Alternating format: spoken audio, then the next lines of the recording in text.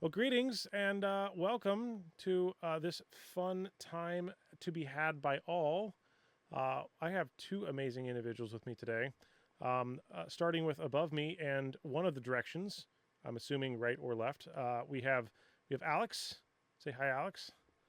And then we Hi, have Alex. a returning guest, Ben. Ben, local, welcome. Hey, thank you. You even put on some LSS swag. You got the swag hat I going there. did. Got that at Gen God, Con.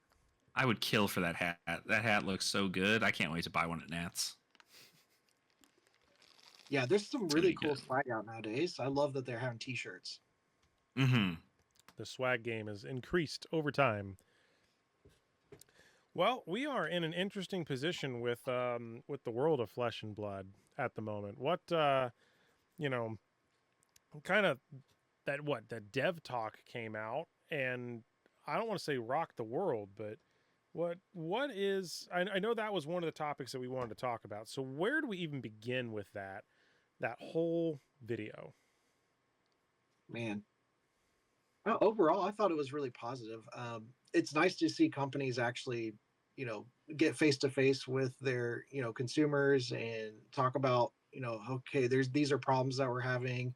Here's some solutions that we're trying to come up with. Where yes, we know they're a problem, and here's some things that we think we're doing really well. So it's nice to have that just really open conversation with everyone, which I think is valuable. Yeah. Yeah, it's definitely nice to have that kind of transparency in a company that, you're investing your time and money into in regards to playing the game. So it's great having it. I definitely know there's some parts of it that kind of blew my mind in regards to like the Aurora Armory deck and that whole thing. And I was like, that is there's some things that I'm like, that's probably an oversight that should have been addressed earlier, and maybe we wouldn't be in the situation we're in right now. But I do think that we at least know that LSS is good about making sure that people are able to play their favorite talent slash class in one way or the other. So that's at least nice. Yeah, I thought so as well. I know last on the last episode we talked there, Jacob. We were talking about how Gravy Bones is going to come out right when the new product launches for High Seas. So Hmm. I think that they're on the right track now, where they're, here's the new set, here's a new armory deck that's featuring one of the characters, so that you can play that character from, beginning of product launch all the way through when they LL. So I think that's definitely the right way to do things. Yeah, I'm really hoping that the hype is good and that there are enough of those to go around. I think that's my only Yes. thing with that at the moment is I think introducing it at the very beginning is a smart choice. Hmm. Yeah, I mean, you saw this even with KO, right? KO was doing really, really well for himself in the meta before the armory decks were even a thing. But for one of the first armory decks being a hero from heavy hitters, that initially was something that was talked about. Is this here? Does this hero need this additional support? And if they do need it, then how quickly are they going to hit living legend with that support if they're already like very good in the meta? And obviously MST like shut that whole set down and said, "No, hold on, like talents. Remember, talents exist," and kind of pushed it from there. But we didn't see really anything for most heroes for a while. I mean, Azalea, she's always had a lot of LL points, but she's never really. Shouldn't say she's always had. Only recently has she had significant amount, but giving her that armory deck, I still think that there are tools that you can provide to a type of play for Azalea that you can do there. And then obviously like the mechanologists getting their own stuff too, especially with Dash IE. There's no reason to make a Dash IE structure deck because that doesn't make any sense. But Dio and Max both came out in the same set.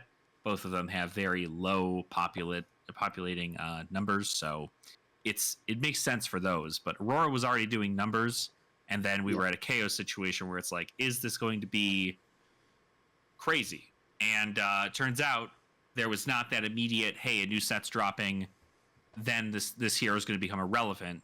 It's we have to wait a whole like month and a half, 2 months before that happens.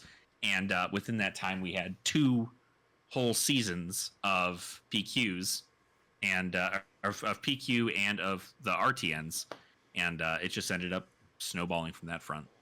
So do you know what BDIF stands for? Because I had to Google this one, but Yeah, best deck and format. yeah, I had no Yeah. idea. I was talking to somebody, and they were like, I guess I was trying to convey some information about the new set and what I was curious. And it seems like the bans, because again, there's talk of this big ban list that's coming up that I think they said will quote shake up the meta. You know, I don't know what they're going to pick, but I would imagine that Ranger's going to get hit hard because there are just some combinations of cards that when you look at those cards in regards to like what they can do with the new Pirate Ranger, yeah, that's kind of a thing, and yeah, I don't know what's your thoughts on the Yeah, ban? when they had the book bannings, when we went all the way back to the book bannings, and they were looking at cards that were, drawing you cards, getting you more card parity. On that list of like, hey, these are some cards that we're looking at, but we're not going to ban them right now, but these are things that we're looking out for. Three of a Kind was was immediately on that list, and to me, I think that's the card that they're going to target is Three of a Kind. That's, with the synergies that you have with Marlin of being able to play Three of a Kind, draw 3 cards, and with her ability, you basically get to load this, quote unquote, load an arrow into your arsenal, and then if you've got New Horizon, you can load another arrow into arsenal. So I feel like that's really strong. I think it's going to depend maybe like how the heroes set up. I think there's probably going to be some sort of crazy combo that you can set up with perch grapplers and probably Bolton shots, rain razors, endless arrows. That's something that was like an old tech strategy with Azalea that I think that she can do even better than Azalea could. So with all those in mind, and even just being able to set up that kind of combo, I don't know how easy or hard that's going to be, but it definitely sounds like there's a lot of synergy there. Alex, what's your it's gonna thoughts? be it's gonna be an interesting ban list, I think. I have a couple people who locally of me who are just like they think that like every generic from 1.0 is going to get the boot because it's no longer the viable like concept of what people want flesh and or what they want flesh and blood to be moving forward. You talking And like Majestics or commons, like even like sync blows and stuff? like sync belows, like all the like anything that would be tunic, CNC, E strikes, the whole 9. Just because it was, and to be fair, like giving them the benefit of the doubt, like that was a different game they were building for at that point. Obviously, with the addition of talents and all these new ways to build, and with the addition of power creep and armory decks and how they're adding new cards into the game, it happens to be significantly easier for people to get the cards they need to be better, and they want a more thematic play style moving forward with the heroes that they release. Because of that being the case, I could understand where that could be the case, but I don't actually think it's going to happen. I think if anything, sure, That'd be a cool I'd like to see format. things like maybe Sync Below or Fate Foreseen go, but it's not so much, and it would be for CC, but I would say probably what we're expecting is, again, we're going to take a look at any cards that get net value off of card draw, because again, while as Bennett mentioned, drawing cards in Three of a Kind was like, okay, you obviously can only play cards from your arsenal, but as you draw a card, you can then load, and you get to keep doing that right until you're making that that concept. And so I feel like there's opportunity for Three of a Kind to go, but as far as a shakeup of the meta, I mean, they could probably like pre-ban a bunch of stuff, right? They should have probably banned things when Aurora was on a tear, and they didn't. So I don't know why they banned stuff for her now, outside of the fact that Acilio can utilize some of those same things. But as far as like big bans, it would be interesting. They also mentioned in that same dev talk that there is two I think Two significant significant reprints reprints. that are Yep. coming Yeah. in high seas. And of course, my mind goes, okay, right? These can be one of several things, but let's be honest. One of them is probably Codex of Frailty, Yeah, I maybe. would agree. I don't know why that's Which would, significant though. Like the problem is there's that Outsiders was a 2.0 set. Pretty new. yeah, it's a pretty new set, but it also had an awful pull rate for Majestics and It's like really hard to find. So yeah. it's definitely not something that's like, oh, okay, because it's 2.0, there's a plethora of them. It's also a card you have to run in Ranger, like no matter what. And Yeah. because it's a card you have to run in Ranger, it's near necessary to be somewhere within the set. And of course, like we're assuming these reprints are going to be happening in the Expansion. the expansion slot, right? Because they're not going to put them directly slotted into the set. But Put it in my vein, I don't know. baby. I mean, there's I'm sure there's something that's going to happen, but I think as far as like bans, honestly, I'll take whatever. Part of me is like, I'm not the kind of person to be like, oh, I'm going to try and time the market and sell all my Codex of Frailty right now for like $85 a piece, so that way when they reprint it, it's going to be, or when they ban it, it'll be $20 and it'll just blow everybody's mind. I don't care, right? Like if it ends up being the case in which I lose out on whatever value I could have gotten to sell my Codex of Frailties, I don't care. I'm here to play Flesh and Blood. I already have the cards. I don't have to worry about anything there in that regard. But that would be pretty rough to a lot of people who probably just recently spent $240 on 3 cards. So Easily. I don't know how it's going to shake up. Whenever they do any of these kinds of bans, I mean, you see it happening with every TCG, where if a ban occurs in a popular format that was of a card that costs a lot of money, it tends to cause a lot of friction between the community. Not so much like the players versus collectors, but really like everyone, because players also had to spend that same money to get in. Even if they started, I mean, like you had to have been like there when Outsiders released and comfortably bought 3 Codex of Frailty for like $10. In which, like, sure, right? If you were there at the time and you were able to get them for that cheap, sure. But even still, people who have to spend that now to play, they don't want to get burned like that. So it's an interesting take. I remember Outsiders and knowing like, hey, this card's gonna be super hot. It's a dual class card, and I remember getting them at basically like a couple weeks after or at release for like $30 a card, and it was like, and I was like, because you just know like this is gonna be one of the sought after powerful Majestics of the set, and yeah, and the thing about I think Outsiders at least was $35 for a card is if it's one of the more of the like chase cards of the set, chase Majestics, I don't have a problem kind of spending money on something like that, but yeah, and as it's crept over time, it's gained like $5 here, $10 here, and it's slowly crept its way up to that like $100 mark, and so people are kind of like kind of wary of, okay, this thing's probably primed for a reprint. It's a Ranger card. It's we got High Seas, we've got Marlin here, so that'd be a perfect card for her to have. It makes sense to me that they would reprint that as one of the powerful chase cards in the expansion slot. But as far as like new cards that are being printed in some of these sets, like like Shelter from the Storm, that card is immediately like if you were lucky and were able to find a buyer to get them for $50 a piece when they were first being spoiled and pre-sold, you did well and got lucky. But Yeah. they immediately jumped straight up to 85. Now I think they're at $95 a piece non-foil. And that to me is a problem. Like that, I don't have a problem spending $35 on a Chase Majestic from a new set, but when it's straight out of the gate, just bam, $90 card, that's pretty rough on new players. Yeah. I'm sure we could go on for days talking about that specific one.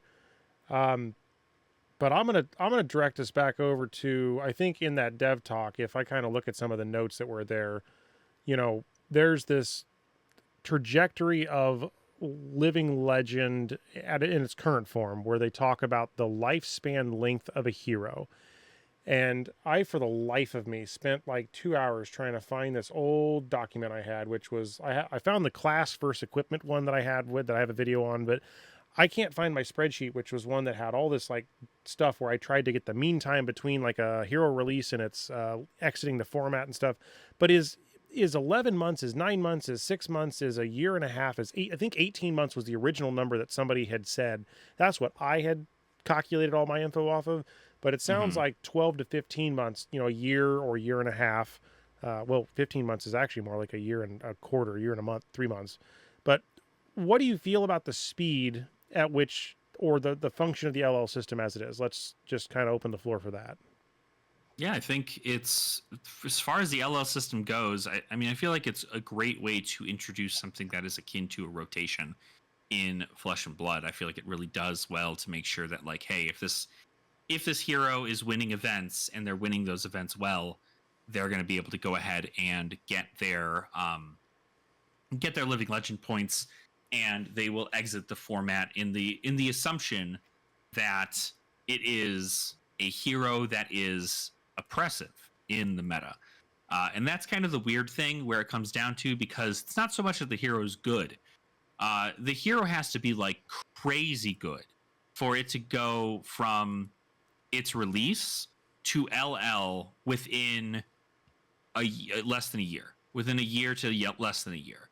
It has to be really, really, really like overtuned, all well overrate cards, and no interaction from LSS in regards to saying, hey, we should ban something, or, cut down a couple of things, restrict some stuff, and see if we can make that change. And I mean, we saw that trajectory happening with Zen.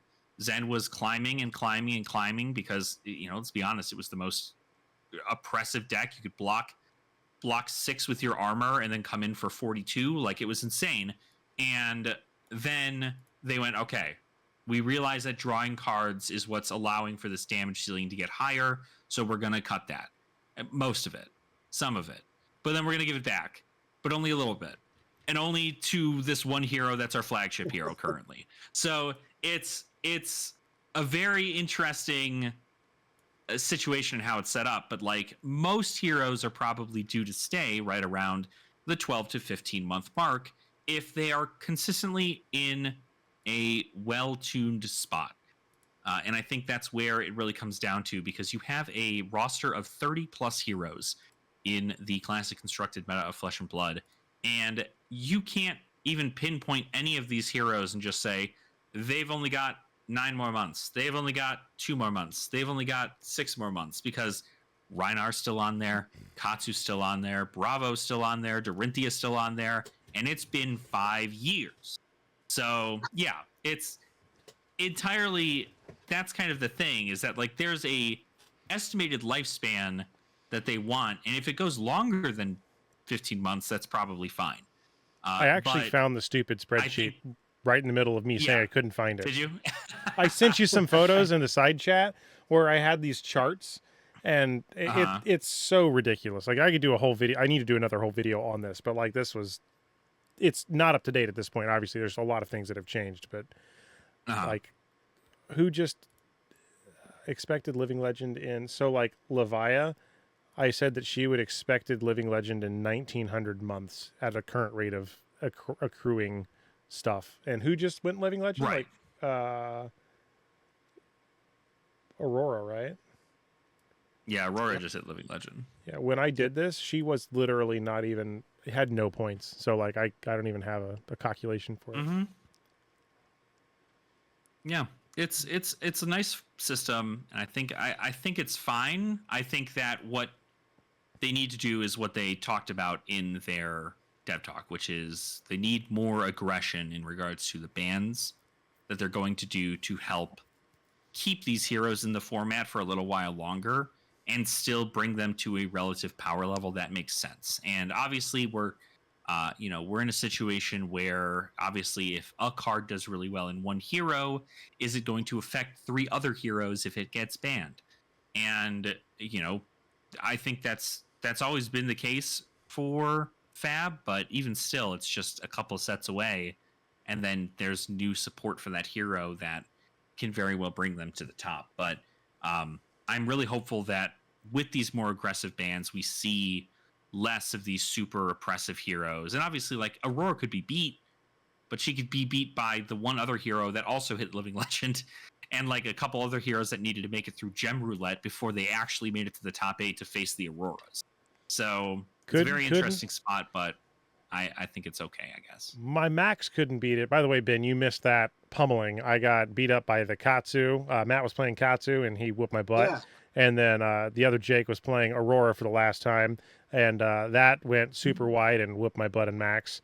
So yeah, it was. I by the way, I tried the Max deck idea that was based on your buddy's video, Alex. Oh, yeah. So it was a very interesting, different feel. But yeah, sorry, that was anecdotal, but it's yeah, there are certain heroes that just do not do well into other heroes at all, and right. Yeah, I was so that previous army week I was in the final match, and I was playing Katsu as well, so it was Katsu versus Aurora, because the other guy was trying to get his Aurora playtime in before she ultimately hit Living Legend, which we all knew was going to happen. So, but that matchup I felt that was super close. So I always think that Katsu is just a great and if you're going to go up against another aggro deck, Katsu does really great into those because you just punish them for not blocking and setting up crazy combo turns. So it was really close. I went first, and I felt like if I went second in that matchup, things would have been gone a lot different. So, like her power level, I think they probably should have just got rid of Flicker Wisp, and maybe not. I don't even know if a lot of those decks ran Flicker Wisp, maybe even towards the end or not. I don't have enough insight into her, but yeah, I think she's still like really consistent with Channel Lightning Valley. I thought was probably more problematic than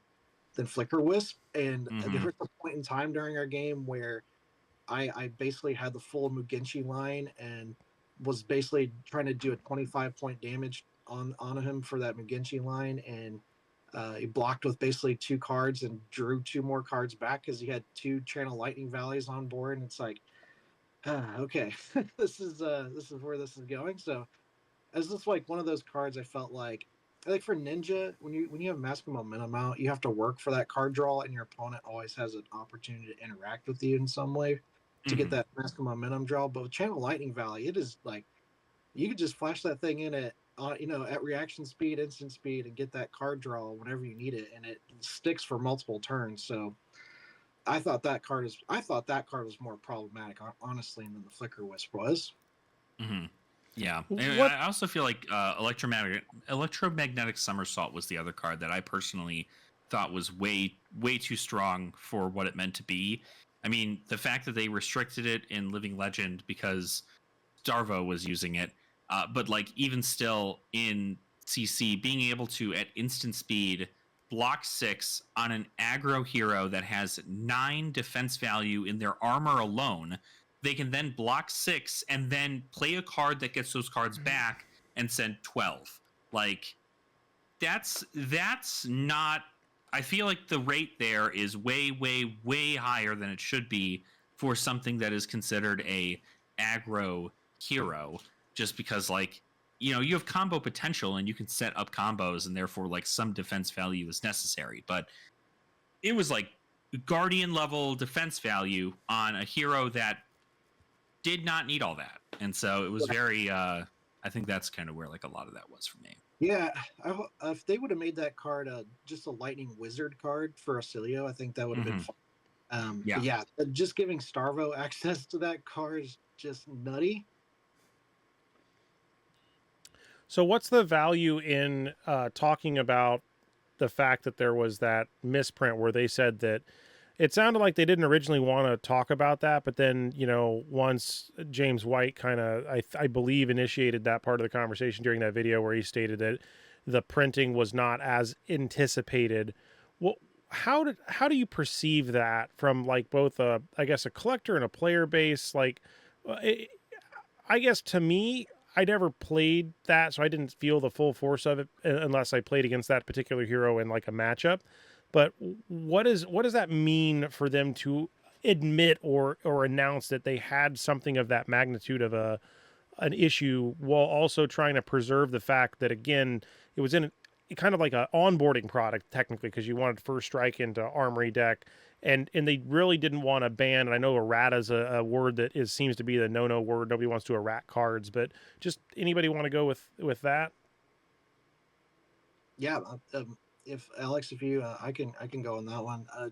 Yeah. So for, I told you guys my background's in marketing, and I just have a really hard time seeing that card made it through the cracks without somebody noticing. What a print shop, especially one of that caliber, and Cardamundi's been around for forever. They're gonna give you the receipts, right? Basically, right? They're gonna give you the printing, basically just like a log of like, here's what's gonna go to print. This is our feedback loop. Somebody's got to approve it. Somebody's got to check the yes or no box on reviewing this whole card sheet the way as it is, as it was submitted to us, and we're gonna send it to print. I kind of have a hard time seeing like that. That was definitely on LSS. That was not. I don't see that being on the card or Card Mood Day at all. I think that was just a mistake that happened. Maybe it wasn't even a mistake. But yeah, I think that having a 2 month shelf life on a product just I know that it was probably already in production. It was already slated to release, and the Aurora was already steamrolling and gaining so many LL points that they couldn't cancel the product probably in time because they had already placed the order with them. So it it just makes everybody upset. You've got the Aurora players that are saying, well, I guess I have to buy this deck because it's got the really powerful cards in it that I need to for my go play tournaments and things like that. But now you've got LGSs that are mad at you, and you've got distributors that are mad at you because now you've got products sitting on the shelf that nobody wants because it's not legal anymore. So now you've got to deal with upset customers and upset distributors. So I definitely think they've learned their lesson there. Yeah, I would say it's definitely that was my biggest takeaway, as I'd mentioned earlier in the video, is that the fact that this just was kind of like they noticed it and then they went, we'll just let it take its course, was not the correct move at all. If a card gets misprinted, or not even so much if it's a misprint, because I don't know so much if it was a misprint or as if they had an idea for the card, they had this file was what was to be sent to the print to make happen, and a different one was sent instead that had a higher value of whatever. We still don't. I mean, obviously, if they're slating it directly to the Aurora Armory deck, effectively we're looking at it's either Skyward Serenade, Skizik, or Written in the Stars, right? It's one of those three cards, or it's the Armor. But the Armor didn't get to see as much play. It really was those three cards that saw significantly more play. And with that being the case, I think it's insane that they just let it happen. But at the end of the day, I mean, they're well aware that it was the case. I think that Aurora, even without the Armory deck stuff, you still, again, all the cards that we mentioned that were cards that made Aurora oppressive to play into were not cards that came out of the Armory deck. The Armory deck allowed you to tutor and get a nice 0-for-4 with Go Again and set up some other stuff. And, sometimes you can make an embodiment card and draw or whatever.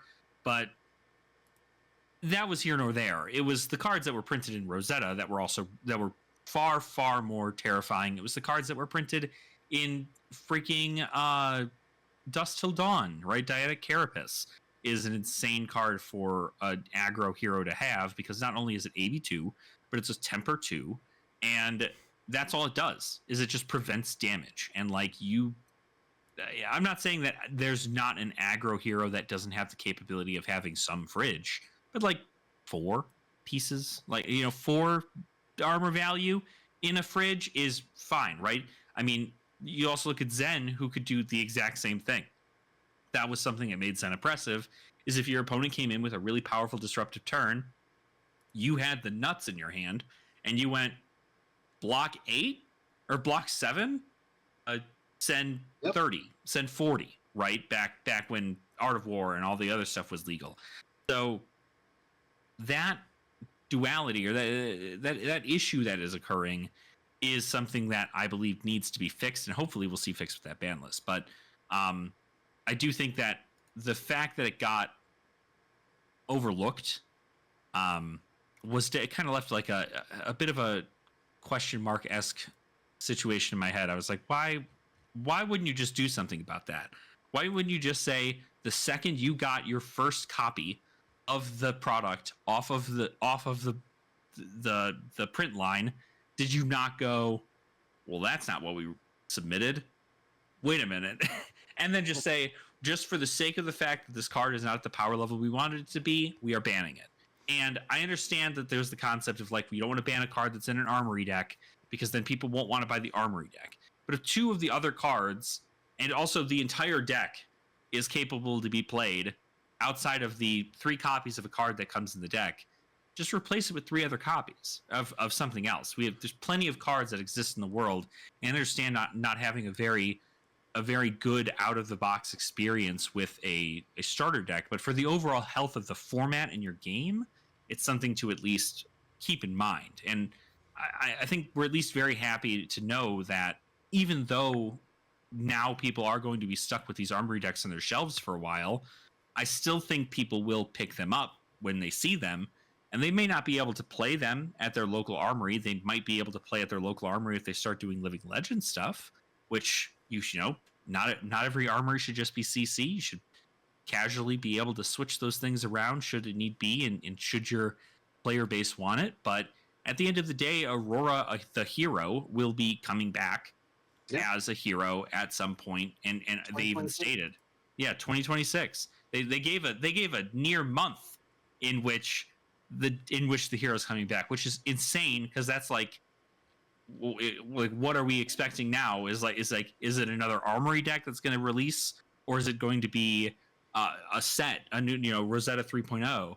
Is that what we're going to get on? But I don't know. I'm very I think if they bring her back in and not a standard set as just like another armory deck, it's just, you got to think like, man, like you just like, you kind of like, it was all kind of premeditated, right? Like you kind of knew like this hero was just skyrocketing towards LL, and the amount of players that are playing, the volume of players that are playing her, and you just let everything happen, just let it all play out.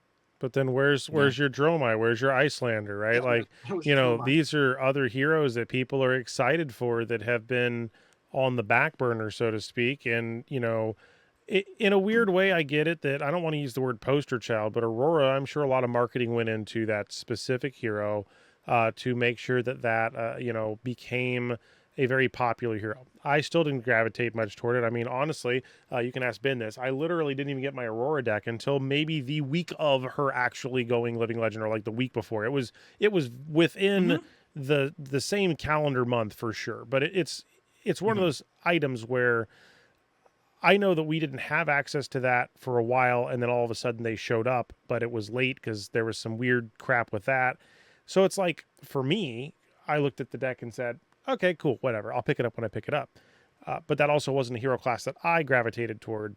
Although the reality is, looking at the Living Legend heroes that are out there, Aurora, Bravo, Briar, Chain, Dromai, Enigma, Icelander, Lexi, Oldhim, Prison, Viserai, and Zin, almost all these kind of have a current version of things that can use those card pools. This is some other conversation topics, like, there may not be a Ruin Blade Lightning person, but there are other Ruin Blades, so some of those cards are there. There are other lightning heroes or elemental heroes, but there may not be a combo. Like certain subsets of those cards, the Lightning Ruin Blade ones, are currently in a dead card pool in the CC component, but not in like Blitz or Commoner or I guess maybe some of them might be Majestics, but either way, like Living Legend, there are other systems that they could go into, UPF, things like that. Yeah, so I think that when I tell new people who are coming into the game, I always tell them that this game really rewards you for being class loyal. So if you pick a class and stick with it, or a couple classes, the game rewards you over time. So like, let's say if you picked up Briar in the early days of Flesh and Blood from Tales of Aria, and you had a lot of Earth, a lot of Lightning cards, and you just segued into Rosetta, continued on with your Earth and Lightning cards, and you could play Aurora, you could play Florian, you can play, Viserai. So really, it does, like, if you stick with the class and really like own your class, I feel like the game does reward you for that. If you're skipping around, if you're trying to just chase whatever's the best meta deck at the time, if you're just saying, okay, Aurora's on top, I'm gonna go play Aurora, and then she LLs, and you go play the next best deck. And like, that is a very expensive, like, slippery slope to go down. Yeah, it is. I mean, I'm right there with you. I definitely think it's probably best that people stick towards 1 to 2 classes. I know that's something that I've done even myself. I've stuck to pretty much. I was big into Illusionist with Dromai being around, and I did I didn't sell any of my Illusionist stuff. I still have it all, but I didn't continue with Illusionist in that front because no other Illusionist in that moment, Enigma or Prism, catered to what I wanted to play, and I didn't really like feel the same playing that hero. And so I went, well, let's just try something else. And so that's when I picked up Assassin, and I've enjoyed Assassin a whole lot, getting into it. And I mean, I've switched from 4 different Assassins so far, and it's cost me like near nothing compared to going to a completely different class. I mean, every day I sit here and I'm like, I have Runeblade stuff. I've always had the Runeblade stuff. Do I want to play Florian? Well, the issue is that I have Shadow Runeblade stuff and Runeblade stuff, but I don't have Earth anything. And it turns out that Felling of the Crown is an expensive card. And so Heck yeah, there are is. some It's issues ridiculous. in which, it's there's small little niches in which, like, again, I believe I mentioned it. I don't know if it was on our last pod, but I effectively just said that Felling of the Crown is the Codex of Frailty of Earth Heroes, in which, like, it is going to be included in every Earth deck that you possibly can include it in, because the card is good. And I think that just goes to show that at least the overall community knows what cards are valuable to the format, and what cards will work all the time forever. But I don't know. I mean, I would say that sticking with 1 to 2, you're at least not going to hurt your wallet a whole lot. But it's the issue is that, like, we had a local here who did that exact same thing. They had been playing Magic for forever. They didn't want to play Magic anymore. They moved over to Flesh and Blood. A couple of our locals got her really into Flesh and Blood. Turns out she went to go buy an Armory deck, and she bought the Aurora Armory deck. And we had to break the news to her and say, hey, Dang. Sorry to break it to you, but, like, that hero's not going to be legal in, like, And 2 months. And like, part like of a that, month. I want to Like, say, is also maybe even on the LGS. And I'm not trying to say that I want to blame the LGS, but I feel like if the LGS is selling Flesh and Blood, there should be somebody knowledgeable enough to be able to also help indicate to that person, hey, are you aware that? And again, I know it's a high bar to ask, right? But, like, especially if it's a new player jumping in, if you don't have an experienced player there to help facilitate that, you'd hope that there's somebody at the store that knows, hey, that person's on their way out the door, because even though that is a new product, right, that's a feels bad for that person. That person now will probably have forever a very different experience with a game of Flesh and Blood than what they would have had if they would have maybe just bought Kano, or I'm sorry, Kano, Rhinar. Sorry, just kidding, not Rhinar. It's KO. I see. I'm mixing all the names up because I'm just that silly about it. But that's just one example.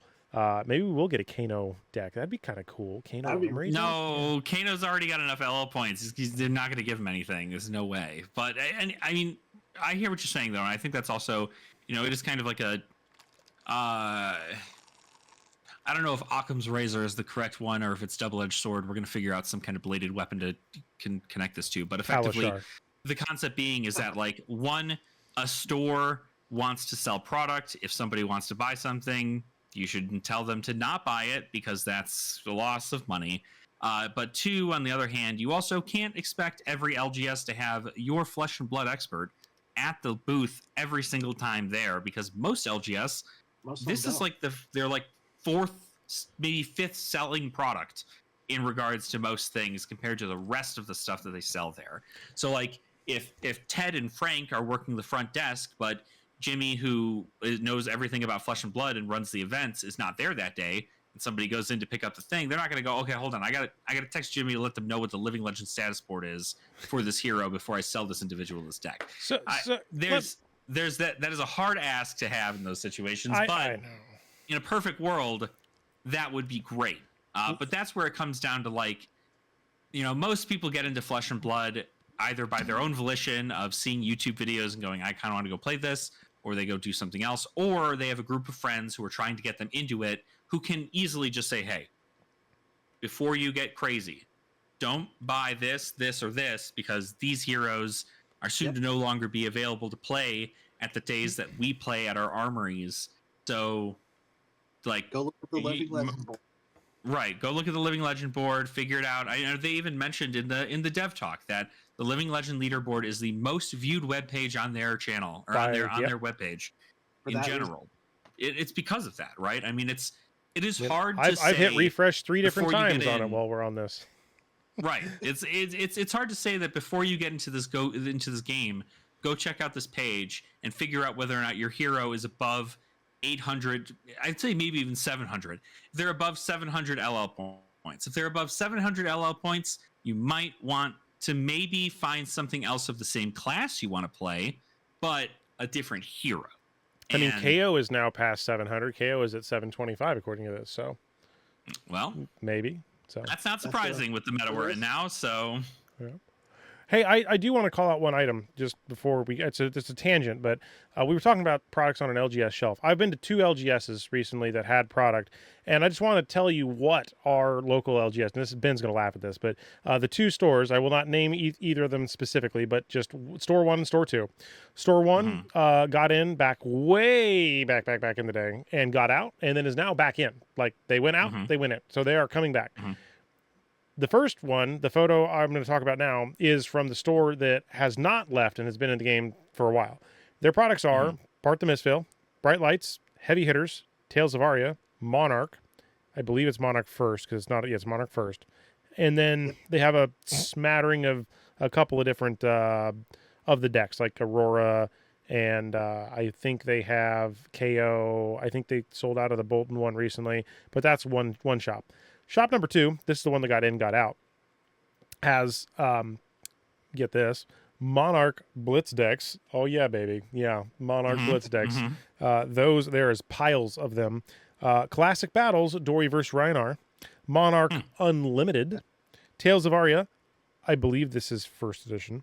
Bright Lights, Part the Mistvale. And they magically had some Rosetta because he told me he was one of the last individuals to get Rosetta before it went out of stock, supposedly. So those are kind of some of the things. And I didn't know they had Rosetta, otherwise I would have bought it. But I was there for another reason, so I did not. However, it is interesting to see that, like, again, the Hunted, right? That's one of the more recent sets. And now soon to be upcoming High Seas. I'm hoping that those will be on shelves, but where is my Hunted? Where, if I want somebody to come in, typically I would have pointed them to the Hunted collection, to get the decks, like, to come in. But that's not, I don't know. I mean, why wouldn't you do the same thing for the Monarch Blitz decks? Prisms LL. You know what I mean? Yeah, okay, but like you're playing them for kitchen table purposes. You're not going to go play Blitz. Who's playing Blitz? Not very many. Who locally in most of the world is playing Blitz? No one at the one store that me and Ben attend most of the time. They don't seem interested in playing Blitz. We actually had a conversation when you weren't there about would people be interested in doing draft, and it sounds like some of those folks are maybe open to it, but they don't want to necessarily buy into that at the moment. They would rather play like CC. But if I bring a box in, right, they'll do it, or if I buy a box, they'll hang out with them doing that. So it's just different areas, different ways to look at it, I guess. So just very unique. Yeah. Blitz is a hard ask for a lot of people. It's like everybody has a Blitz deck. You could just break your CC deck down, but nobody wants to really do that until it's skirmish season, and that's the only time people play Blitz. Yeah, it's not an easy thing to sell for sure. But I mean, I guess like in reality, that when it comes down to finding things like the hunted, even Rosetta, I mean, Rosetta is also hard to find on the shelves. But I I don't think that Flesh and Blood is as advertised as it should be. And I think that's kind of where the issue lies, because people don't normally go, "Oh, I saw a an ad about the new Flesh and Blood set, and I wanted to come in and say and see if you had any." And you don't see that, right? I mean, most of the sales that occur for Flesh and Blood occur at the LGS level. And so in most cases, the LGS not having any is like, oh, sick. Okay, so people are out there supporting the LGS. That's awesome. But we know that's not really the issue. The real issue is that there's slight allocation issues initially with the hunted that caused it to be hard to get, which then caused singles prices to skyrocket, which then recently occurred with 2 to 3 to I think maybe 3.5 new waves of the hunted being sent out, but nowhere near in the droves that we expected, because stores were wanting like pallets of the stuff and you could only get like maybe 5 cases. And then at that point, you didn't really want to bother doing it because it wasn't worth your time or your money to buy in bulk at that front. So it is, I mean, it's a very interesting thing. I don't know that like the newest set is the thing that people are going to be like, yeah, this is what we're going to get new players into with, because they don't do a whole lot of advertising to be like, come hang out with this brand new set and go do this. Like, they advertise to the Flesh and Blood folks to go out and play in their pre-release, but I don't really see anything outside of like the normal stuff that you'd see on like Twitter and on Blue Sky and stuff, and just being like, hey, go to your LGS and from this weekend to this weekend, and you can get you can go join your High Seas pre-release and get in on the pirate action, right? But most people are not, like, if you're not already looking for a new TCG to try and do, like, people are probably not going to be like, oh, I just happened to pop in and see whether or not you had the brand new set, unless it's like, you know, their favorite thing, right? You know, when I got started, I wanted Uprising because I went, well, that's where I get my dragons from, and it happened to be the new set at the time, which made me go, okay, that makes sense. I need to get this set. This set has the hero and all the things for the hero that I want in it, so that's how I want to play that. So if you got folks who already know they want to play Arachne Marionette or Fang or Syndra right off the bat, then sure, right, you could do all that. But I think also the sentiment for the entirety of the populace of Flesh and Blood is you buy your singles instead, because gambling is hard, and you know, sometimes you get good EV, like the hunted have really great EV for the most part, but unless you are trying to sell all of those cards and make a business out of it, EV is not a thing you should worry about. If you're trying to play, just buy the singles that you need for a deck, and then you're good to go. Yeah, out of 12 boxes, at least 12 to 15 boxes of the hunted, I pulled the only Hunter's Clave for our whole shop. One Hunter's Clave. Yep. Wow. So, and that was in my pre-release pack, so that wasn't even in boxes. So yeah, that was wild. Some of this stuff is very hard to get, and you can't just walk into the shop and buy a box of the hunted because of the allocation. That's a great tie-in, by the way. Thank you. I was going to say, I was going to make a separate video on this, but I'll tie a little bit into it in here because it is important.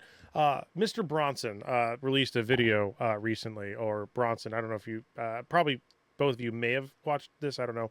I've heard of him. I have not seen the video, though. Bronson's an older fab content creator that's been around for a while, and one of his latest things was, you know, is the price of Flesh and Blood too high, right? Or, you know, why would box prices be very low? As an example, the average price of a box being, let's say, below MSRP or lower. If the cards, like, let's say, Shelter from the Storm, are selling for $85, $90.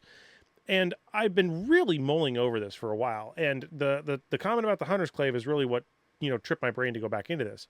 But if you're seeking a specific card to try and hit, or a specific Marvel, the statistics of trying to get that specific card, or the odds of pulling, in a case, a playset of, let's say, Shelter from the Storms or whatever specific Marvel you're looking for may not necessarily equate to, or you're spending more money than you would to just go out and buy the singles, which then means somebody somewhere has to take the gamble to open those to provide the singles for you to buy. It's a weird, vicious cycle that there has to be a chicken and an egg, but which one starts first? Because there's inverted box EV, there's not inverted box EV, and then there's this weird gray area of, if the cards are too expensive, like in the Pokemon world, this happens quite a bit from what I'm understanding, is, certain cards will go up way in price, but the pack will be real low. So somebody will buy a product that's underperforming that contains those packs, rip the whole thing open, get all the packs out of it, and then try and search for those cards because that card is worth more, and they'll sell that card to recoup the cost of the lower cost item. Well, in Flesh and Blood, you really only have booster boxes. You don't have all the ancillary products that other wins have. So it's, I bought an Outsiders box. Go ahead, sorry. Nope. It's like we don't have ETBs and, collectors, products for Pokemon that's got, promo cards in them and special promotional items attached to them. It's just, you get booster boxes. Yep. Yeah. Which I'm fine with, but you just can't find booster boxes. Right. Well, you can find them online. You can find them online. Absolutely. Not going to disparage the fact that they are not available online. And I'm sure some LGSs just prefer not to deal online. I'm aware of at least one or two LGSs that maybe not in Flesh and Blood, but there are other styles of stores that deal in Pokemon that just refuse to deal online. They will only deal in person for a myriad of reasons. I mean, obviously, when you're shipping somebody a box of like Evolving Skies, it's $1,500. Why are you going to deal with the guy that's going to get it and complain that, oh, you've already ripped it open, or they're going to do something, not get what they want, and then try and reverse the charge or some stupid thing like that, versus it's an in-person sale and whatever, and it's cha-ching, you're out the door, goodbye, have a good one. Like there's value to some of those propositions. Shops have a player base that they need to upkeep and to nourish. So like I think our shop, the shop that we go to, does a really good job of that, because he does the same thing especially for Pokemon. Like he'll only allocate a person maybe 1 to 2 of a new product when it comes out, so people have a chance to actually get it, because he knows it's going to sell out. it's going to sell, so he's going to allocate a couple products here and there to people when they come in, and he has drops. And if you're loyal to the store, and you might tell you like, hey, there's some stuff coming out this next week, you might want to stop in or something. And same way with Flesh and Blood. Like you can't just sell everything online if you're trying to grow a community, because then you don't have access to the cards. You got to have cards in order to have a community. So you got to be able to sell those, and sell them at a reasonable price too. And Alex's stores out where he's at are, I wouldn't say magnitudes bigger than what we have here. Maybe not, I don't know about LGS size, but just player base size. We've had multiple conversations where it sounds like your community out there, is, I'll just go out on a limb and say at least 2 times, if not 3 or 4 times bigger than the size totality of what I'm used to seeing here. For better or for worse, it could be population density, it could be just where players are located, whatever. But it is intriguing to see that you have such success out there. But I have not really seen too many brand new players on the south side. But I've heard other stores have a little bit better results in bringing some people here and there from especially the Magic community. But with Gen Con being here in Indianapolis, who knows? Maybe we'll get a bunch of people. That'd be fun. I will say, like, ever since Gen Con, I think that was huge for Indianapolis. Like, just because it was local, I really do think that doubled the size of the Flesh and Blood player base since Gen Con of last year. Like, I know our shop went from 3 to 4 people, and now we're a steady like 8 around 8 players, which is a good number. And it's awesome. Other shops have just like sprung up around, like that new shop that just got back in. They were old, they jumped back in, and now they've got probably 8 people showing up, and there's a couple more in central Indianapolis that have had like double digits, picking up 4, 5, 6 new players. So we were talking about advertising.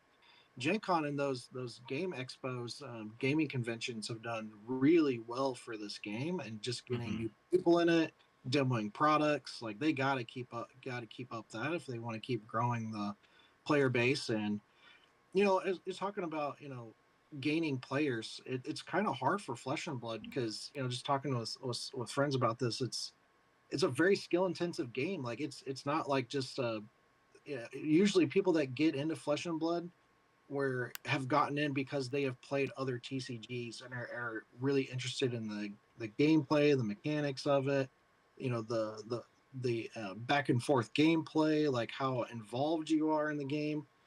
And they're usually jumping over from Magic or Yu-Gi-Oh or some of these other games, and it's usually just not just somebody that's brand new. Hardly ever do I see someone that's just like, I've never touched a trading card before in my trading card game before in my life. It's usually Mhm. I've had Flesh and Blood usually just has to like take market share from these other companies to gain player base. Yeah, I would say it's at least important to continue advertising that. And I know that with a lot of the new players that we've gotten, at least out here too. I mean, we have several. I mean, we're running armories, 1 to 2 armories every single night out here in the general area. And that's not even just, it's not at one store obviously, but it's across like the entirety of the amount of LGSs that are just within the general Denver area are doing things with Flesh and Blood. And like Colorado Springs down in the south, it's about an hour south of Denver, about like an hour and a half south of Denver. And that's also got a huge populace of, like, it's got its own pro team down there. I mean, like, there's a whole group of folks down there. We have Ascent up in Denver, and we have the Blood Rush Fellows down in Springs. And so we've got 2 pro teams, probably 3 at this point. It's somewhere floating around. And we've got consistently new players coming in, and a lot of the new players are from previous games, right? It's people who are just kind of tired of where their game was going, and they said, well, I like the competitive aspect of this game, so I wanted to go ahead and try it out and see what it's about. And I mean, I'm lucky enough that I like to make sure that, and this is something that, like, I don't expect everybody to do, but like what I do is whenever people give me their bulk, it's not just bulk that sits in my house. What I do is I organize that bulk, and then I get a deck list together that I just make a blitz deck list with like rares and commons. And I make one for every hero that I can. I make multiple copies of these deck lists and multiple different, I put them in team bags and everything, and I just go deliver them to the LGSs to have. That way, it's not a product that they have to have on their shelf to sell. They proudly display them in front of, during in the, like, right near their square checkout machine, and people can go, oh, what's that? And it's like, oh, well, this is a free deck. You can just pick it up. It's for Flesh and Blood if you want to go try it out. And people just go grab their friends, and they get some other stuff, which I just recently got news that a store that I gave 12 starter decks to ran out recently. And 3 new players came in to play in armories just this recent Monday. So I'm happy to know that we're continuously growing, and I'm not sure if these folks also had TCG experience in the past. I'm sure they did, but you want to be able to at least make sure that people are going to be comfortable playing the game. And I'm happy to know that, like, the entirety of the Denver scene is very open and welcoming. And I mean, I was surprised how, like, nerdy of a city this is, like, this general area of Denver. So, I mean, same concept, right? With Gen Con being in your back door, it's probably great because anytime any of the nerdy populace of Indiana goes in there, they see Flesh and Blood and they go, wait a minute, I've seen this at some LGS over here, and I never thought about buying a deck and playing. You go to a Learn to Play booth, learn to play, and now you're in a different spot. So, it's important to have those things, and I'm just always happy to see the game grow. But as it grows, there are eggshells you have to step on when it comes to what to buy, what to advocate for others to buy, what I'll, to tell people not to buy, and so on and so forth. So I think the ban. I mean, the weird tie in there is I think the ban list on the 19th is going to shake up what people own, because obviously some people are going to have more copies of something than another. Maybe somebody has 3 of whatever something is. Somebody maybe doesn't own any of it because they're not in that class. So to me, if they ban Codex of Frailty, I'm not going to care, right? I'm just hypothesizing here, or throwing a curveball out. But if they ban they already banned high octane, so I can't complain. Yeah, I don't know what else they could let's- ban from let, that. let's say to they make it ban work maximum velocity for no apparent reason, right? I'm going to be very sad because I have a lot of those cards because I like maximum velocity. But sooner or later, you're right. Like, there are just a myriad of things that exist in the game, and product wise, right? At Gen Con, they're going to release that Smash Palace, which there's a photo in the chat where they, I guess, have just revealed the 5 heroes or 5 of the 6 heroes, which we know one of them, I guess, is one of them technically Valda or is one of them Bravo? Because I think one of them's Bravo. So one of them is Bravo. The other one is going to be Valda, because you can get Valda within the Guardian Mastery packs, but there are 5 pit heroes that they show here in kind of a fan spread. Balfar Bare Hands, Fightmaster Nox, Ground Breaker Crix, Rhea the Unyielding, and Victor Goldmane Match Fixer, which is different than Victor Goldmane High and Mighty. I was actually looking earlier to see if they had the same abilities, and they are different abilities, mind you. So, who wants to chat about what in this? Man, I have wanted a no equipment, no weapons hero for a while, and looks like Balfar is, you can't equip weapons. That's really interesting. Yeah, it's worse than KO. No, you still can have offhands, I believe, but I don't think that you can have weapons. So makes me wonder how he's going to do stuff. Yeah, it's an interesting one. I think it's going to be fun. I'm not too big on it right now, just simply because I see that they're making Guardian Mastery Pack. I think a lot of people who are big Guardian fans of the class, they expected it to be a huge upgrade to their class to allow them to compete better within the classic constructed metas, and I don't think this is what that's going to be for them. So it's a little unfortunate, but I can understand from a sealed box perspective how this can go. And I mean, if you're down to get a bunch of people together and make a cube out of the packs that you get from the set, you're able to then just mix and match and make that happen and make it a fun, interesting play experience. But I don't know, it's gonna be fun. It looks like a really cool, just out of the box, sleeve it up, keep it inside of a box, don't touch it, don't add any additional cards to it, just keep it as it is, and bust some friends and have some, do some UPF or I think they got event cards with this, so it sounds like a lot like, if I had to compare it to something, be like Magic, where they had Plane Chase, where you had like an event card and you would flip it up in the middle and you did whatever the event says to do. So it looks kind of like that, but this looks really interesting. Like Rhea, she says, like, it looks like she says block cards you own and equipment you control with 1 or greater defense get, I'm going to say, protect. Yeah, it's going to be protect. The mechanic that Brevant had. So it looks like whenever you protect another hero, you get to create a gold token. So that's interesting. Got block cards coming back. Looks like a lot of new, just like taking a spin on new and old mechanics. Yeah, interesting things for it. I think that it is going to be a very, obviously it's Guardian versus Guardian, just beating the heck out of each other kind of format, which is really, really nice. I do think that there is a card that was also revealed that was very it was very interesting to see, because it was in the, I think it was in the new Bravo starter deck. Let me go ahead and see where the heck it is. It's still like on here. Bravo. High Seas is set 16, isn't it, technically? Set 16 is 17. High Seas. Yeah, because History Pack doesn't necessarily count toward that numeric value, right? Yeah. Okay. Yeah. Where the heck did I just find these other cards? I swear I just saw them on.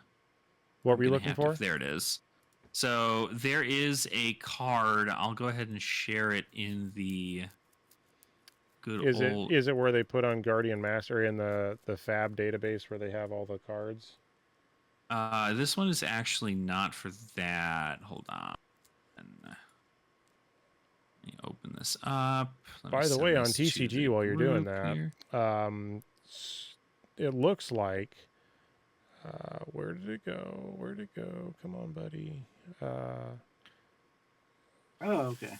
Flesh and Blood TCG. So this card looks to be a card that's Oh. going to be. It might be in the Guardian Mastery Pack, but I believe it is from the Bravo starter deck, just due to the BOD or whatever the set code is down there at the bottom. But Knock 'em Off Their Feet was very interesting to me because it is a card that strictly says when this deals 4 or more, when it's got the crush ability of when it deals 4 or more damage to a hero, you tap them. And I have a weird inkling when I see this card. And the strict reason for that is because there are several heroes in Flesh and Blood currently that do not care whether or not they're tapped.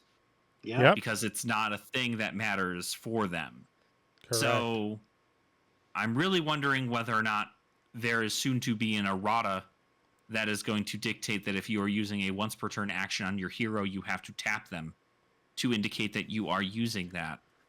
Because, if you do this with Azalea, it doesn't matter. Like, it doesn't matter. It's like, okay, cool, Azalea still gets to use her hero ability. There's no reason for you to be playing this card. But if they're making this card for the sake of the future of Flesh and Blood, in which all of these heroes that don't have a tap symbol eventually LL due to whatever power level they might need or have, and then you're only left with heroes with tap, then we're in a different situation. But I think it was very, very interesting to see that. Tap opens up a whole new realm, as we kind of said several episodes ago, because you're right. You can make things contingent on the orientation of your card.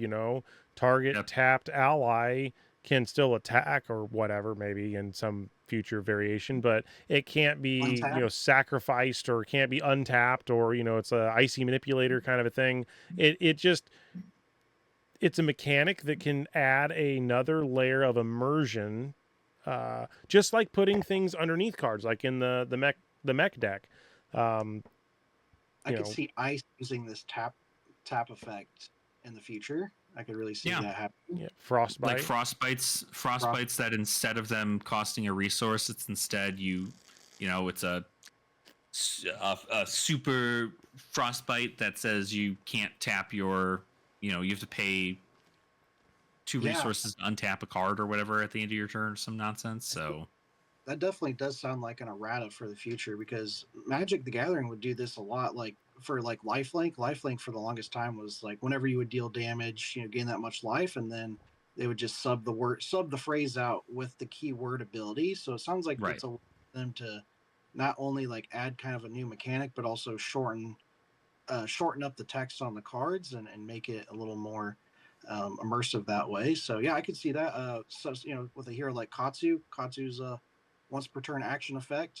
So is Azalea, and then maybe same thing with equipment too. Mask of Momentum is I think it's once per turn action effect as well. So I'm also pretty sure Katsu's ability is a once per turn instant, right? Like technically, it's not anything that you need to tap Katsu to necessitate that you can do, because you have once per turn actions which require you to utilize the go again, right? For instance, like Aurora, right? She can only make 1 embodiment of lightning with her ability, but it's a once per turn instant. So in that situation, is it like, okay, do you still tap? Do you still need to be tapped? If it's an instant ability, does you being tapped matter?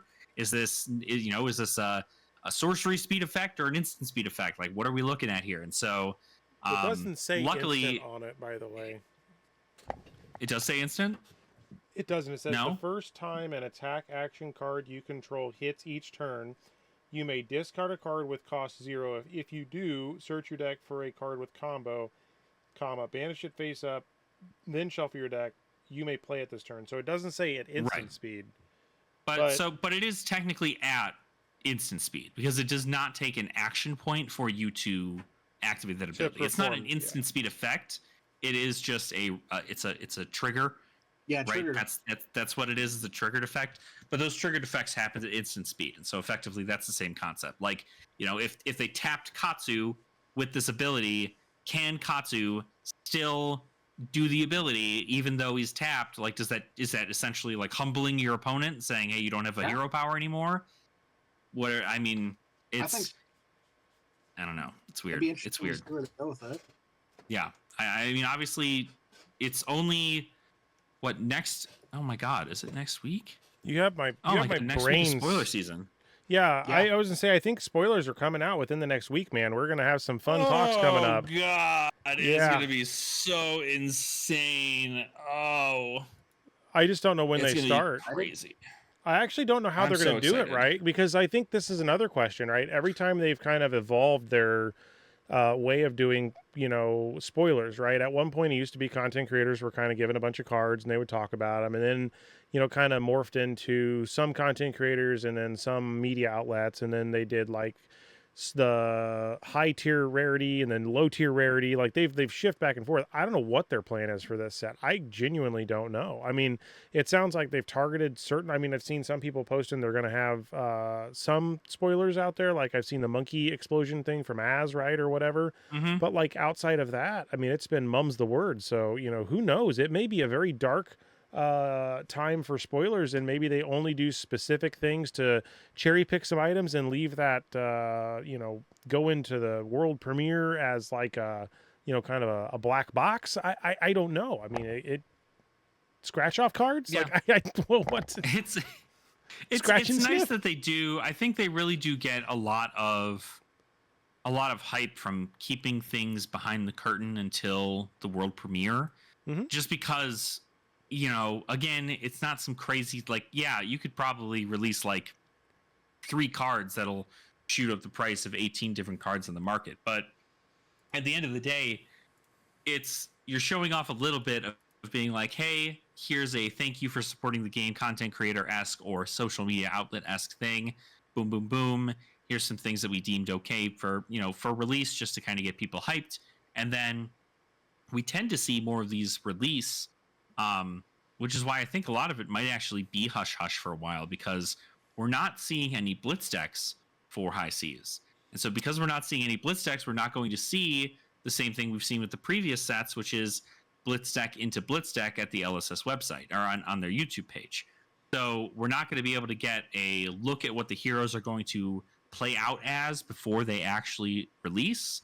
We're not going to have any of that information in regards to, is this going to be something that you're going to have to pick up X cards before nationals or anything like that, because it's going to be the world premiere that happens a week before the pre-release, and then it's going to be pre-release, and then it's going to be nationals. And so it's going to go very fast. I feel like this is going to be, honestly, and I hope it's not, but it's going to be a very stressful release, because so many people are going to be wanting so many things, and people who are just like, I just want to play at my armory, you're not going to get first pick, because they're willing to pay a premium for these things in order to get them off the shelves. And I'm certain it is going to be a race to get the cards that you need, should you need anything. Well, right? and it's complicated by the treasure packs. Yeah. If you need them, get to your pre-release and get your LGS and get your product then, because stores are allowed to sell product on pre-release. So Well, and now apparently very, there's a very February helpful. spoiler, by the way. If you're on February, I was looking at High Seas. Now they have a countdown. Will you tap your way to victory? And there's 3 tap symbols, rotating and doing something weird. And it says either 86 days or 6 days. I'm assuming it's a 0. 6 days, 13 hours, 10 minutes, and 28 seconds. So I'm guessing they got a spoiler card of some sort. that's cool. Yeah, I believe that's 6 days. So, yeah, that makes sense. Yeah, 6 it's going to be close. It's going to be fun. I mean, it's definitely a smaller amount of people doing spoilers though so far. Like, this list is usually packed the week before. Do they have an season, actual list out there, or where do they? I mean, it says spoiler schedule. So it's that's just what I'm looking for, is the spoiler schedule. Obviously, if something releases from LSS, we'll probably know if more people have gotten things. But at least from the spoiler schedule here, we can see that there's like 10 spoilers. Yeah, I mean, Like Mansant's on there. maybe 15. Like it's pretty light as far as Yeah. spoilers are concerned, and I think that is I think that's Carolina's something got a that spoiler. again they want to focus on. Yeah. Mm-hmm. I know. I mean, there could be several other people that have a spoiler that just like haven't gotten anything up yet or whatever, but it is. I mean, Az isn't on there, but I know Az has one. I think from looking at right. them. So because they do have to report these to Fabrary to let them know, like, hey, if you happen to have a spoiler, like, let me know about it. I'll throw you on the schedule. But it's not like a necessity. You don't have to be like, yeah, I got a spoiler, so I have to tell Fabrary. So, but I would say in the situation there, like, I do really think that a lot of the Flesh and Blood fans and players and even collectors for a small bit of it probably really enjoy waiting to learn what all the cards are, like, during that world premiere. And so, I mean, it's always like Christmas to me, waking up at world premiere day and being like, oh, what all dropped, what all happened, like, this is, oh my god, this is insane. And so I'm very excited to see what's going to happen with the world premiere. But I think overall, I'm just excited to see some high seas stuff, excited to see what happens there. But I just want to make sure that everybody's able to play the game they want, the way they want, and hopefully we don't have the same hunted situation on our hands here. So There's mech cards, man. I'm gonna be rabid at the teeth for the mech cards. Like, yeah. I mean, it is interesting that Polycranka, as an example, is not a mechanologist card. I've been thinking about this a lot. It is an ally, which is fine. It's an offhand, I get that. But it just says Puffin Companion. And it specifically, Puffin being the title of the character, not the fact that it's a mechanologist. So I mean, I kind of giggled that was not the case, but it took me a while to realize that. So That's neat. Yeah, Puffin could get printed as a different class or character later on. You could still use it with another Puffin. Yep. There is always that potential. Some familiar level stuff going on, and hopefully there's, hopefully that ties into lore and other fun things. Like, obviously we don't have to go into a deep thing for lore, but like, I think it's really, really cool. Are we going to get lore? Thematic. I hope we get lore. Like, I don't see why we wouldn't. I haven't seen very many lore articles drop recently, unless I've been really missing out on it. I mean, looking at lore, right? I mean, they released one for Max when the Max deck came out. Yep. Mm-hmm. But yes, they released the Boomtown or Boomtown Boom. Yep. Boomtown Boom, and then they released all the stuff for the Hunted when the Hunted came out. I think even Terra got an article for lore, which was just like out of the blue. They were just like, here's some lore. So that was kind of cool. But they've been on top of it. I don't see why they wouldn't for such a highly anticipated set with apparently possibly the reveal of the 9th region of Wraith. So like, what the hell is that all about? What is it? I don't want to get down this rabbit hole. We've been here for near an hour and a half. So I'm just excited to see more Flesh and Blood. That's all.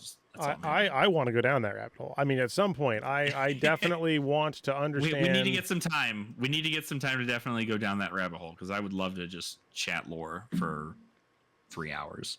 Well, maybe. I mean, next week it sounds like that's going to be the 1 week before. Well, next Thursday would be. Man, that's like right. Next Thursday would be the day before. We'd have a couple spoilers out before that day. All right. We'll have to play that one by ear. Yeah.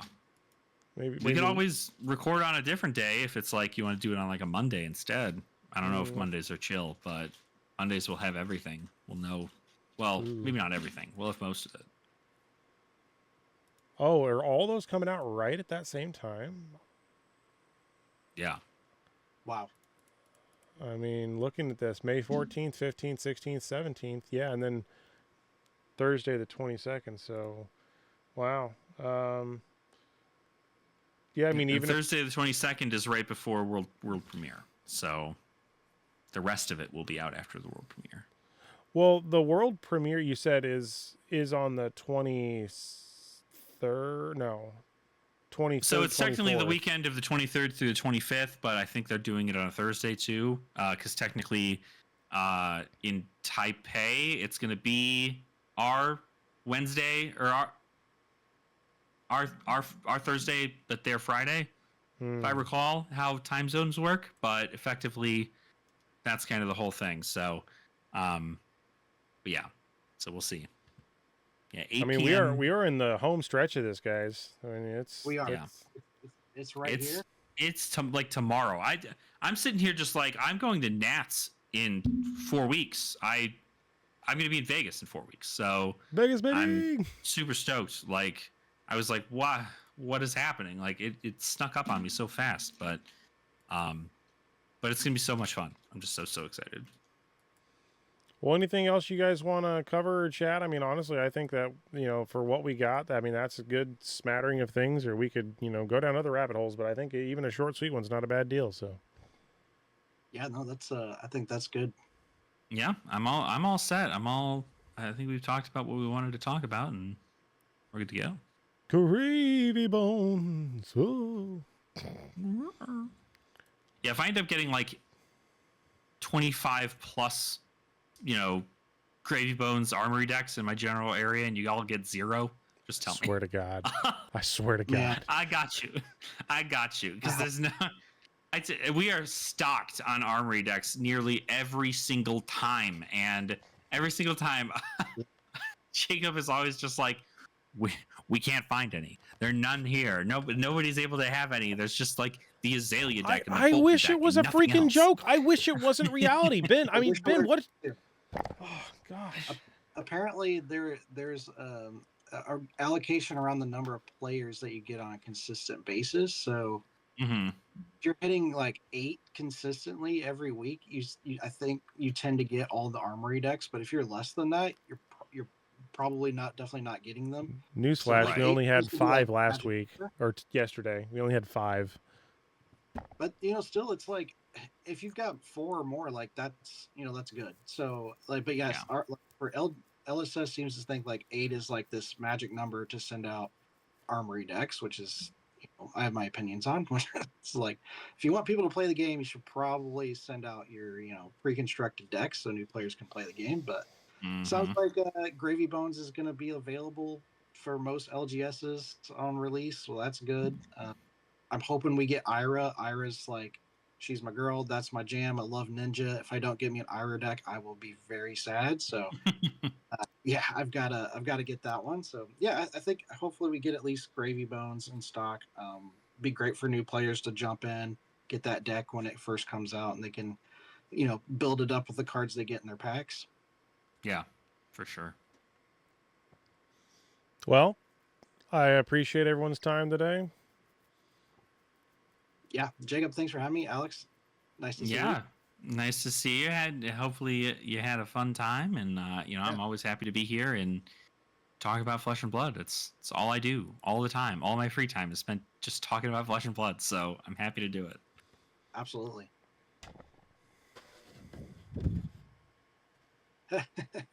There it is. Ooh, like this guy was about to say, it's like the Microsoft screensaver. Is it gonna That's hit the corner? crazy.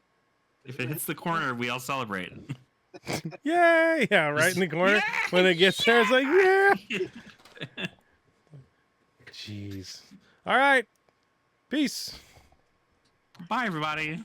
Hey, later.